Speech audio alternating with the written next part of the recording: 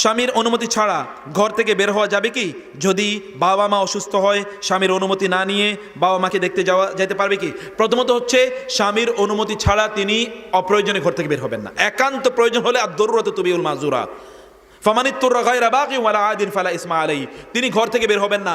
হাদিস এসেছে, সহিহ হাদিস, রাসূল সাল্লাল্লাহু বলেছেন, কোন নারী যদি ঘর থেকে বের হয় তখন ইস্তাশরাফাহা শয়তান, শয়তান খালি উকি দিতে থাকে, উকি দিতে থাকে তার দিকে। শয়তান তার দিকে কি করতে থাকে? উকি দিতে থাকে শয়তান, যদি নারীরা অপ্রয়োজনে ঘর থেকে বের হয়। অতএব অপ্রয়োজনে বের হতে পারবে না। আর কোন নারী যদি পারফিউম ব্যবহার করে ঘর থেকে বের হয়, তাইলে ওই নারী আল্লাহর কাছে জেনাকারিনী হিসাবে পরিগণিত হবে। বুঝতে পেরেছেন? এই আপনারা আপনাদের নারীদের কথা খেয়াল রাখবেন। একটু সেন্ট মেরে তারপরে ঘর থেকে বের হলো, আল্লাহর কাছে এই নারী জেনাকারিনী হিসেবে বিবেচিত হবে, সেটা করবে না।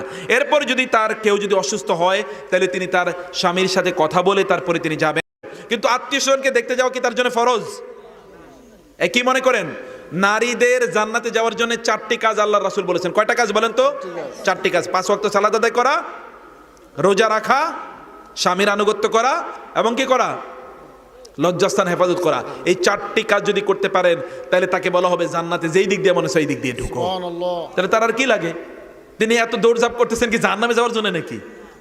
তাহলে তিনি কেন এত দৌড়ঝাঁপ করবেন?